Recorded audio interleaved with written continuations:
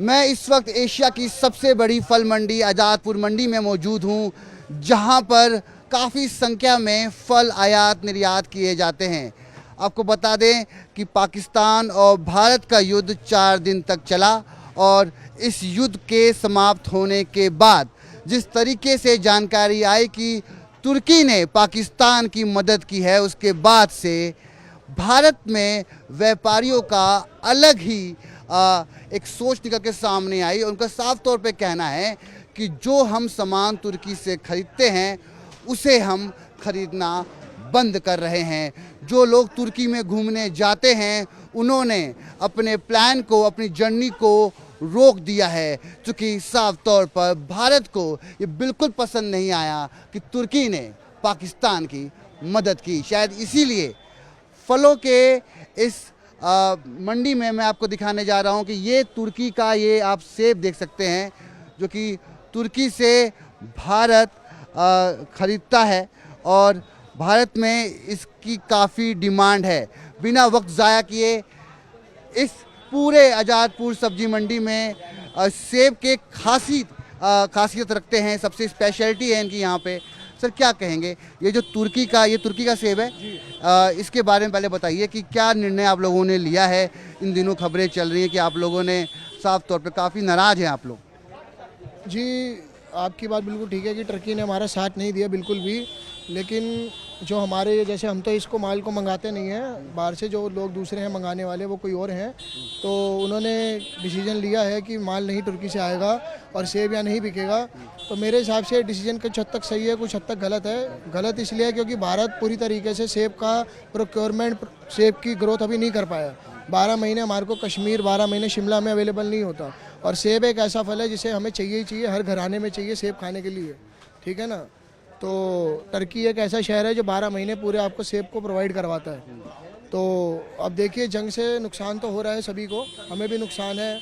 आगे ग्राहक भी काफ़ी कंप्लेंट कर रहे हैं कि टर्की का सेब नहीं खाएंगे। सब में देशभक्ति की जागरूकता है, ये देख के अच्छा भी लगता है, लेकिन व्यापारियों को इससे काफ़ी नुकसान आगे आने वाले होला टाइम में। तुर्की के सेब में ऐसी क्या खासियत है जो भारत में इसकी डिमांड सबसे ज़्यादा है? जैसा आपने भी कहा कि 12 महीने तुर्की सेब को आयात करता है। तो कलर में बहुत बढ़िया होता है, कलर के साथ साथ इसके अंदर जो प्रेशर होता है बहुत बढ़िया होता है, क्रंचीनेस होता है, मिठास होती है, हर चीज़ टर्की के सेब में आपको पाई मिलेगी।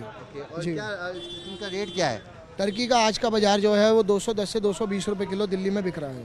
210 से पूरे भारत में आपको यही रेट मिलेगा, 210 से 220 रुपये किलो। जी, और ये जो अदर सेब हैं जो हमारे हिमाचल के हैं, हमारे कश्मीर के जो देखो हिमाचल इंडियन का सेब जो होता है वो एक सीजनल सेब होता है, तो सीज़न में उसका रेट 50 रुपये किलो से लेकर 150 रुपये किलो, 200 रुपये किलो भी चला जाता है, जैसी ऐसी क्वालिटी होती है।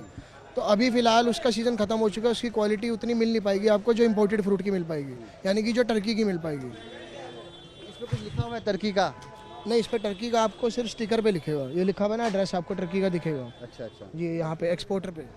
जी, ये तुर्की के सेब है। जी, तो आप लोगों का ये कहना है कि जैसे आप एक व्यापारी हैं, आप सेब बेचते हैं, मगर जो लोग भारी संख्या में तुर्की से सेब मंगा रहे हैं उनका ये निर्णय है, आप लोग इस निर्णय के साथ हैं, मगर कहीं ना कहीं व्यापार में भी आपके इसका प्रभाव पड़ रहा है। हम निर्णय के देखो साथ हैं भी, निर्णय के नहीं भी, क्योंकि हर इंसान की सोच अलग होती है।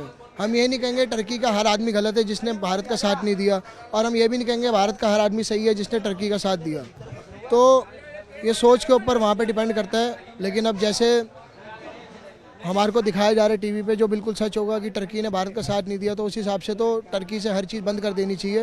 लेकिन बंद कोई चीज़ होती नहीं है, हर चीज़ को वक्त लगेगा, समय लगेगा, इकॉनमी ख़राब होती है। तो हम तो यही चाहेंगे दोनों देश अगर मिल के अपना आपस में सुझाव कर ले, रिलेशन दोबारा वापस से स्ट्रॉन्ग कर ले, कुछ पैक्ट एग्रीमेंट डील साइन करे कि हम एक दूसरे का दुखद स्थिति में साथ देंगे, तो दोनों देशों के लिए बेहतर रहेगा, आपस में व्यापार भी बढ़ेगा और आपस में दोनों देश की इकोनॉमिक ग्रोथ भी बहुत बढ़ेगी। तो इसी को तो कहते हैं आयात निर्यात, क्योंकि आप एक दूसरे की मदद करते हैं इसमें और तमाम लोगों को मदद मिलता है। एक बार तस्वीरें आप देखिए कि ये आज़ादपुर मंडी है जो कि एशिया की सबसे बड़ी फल मंडी है।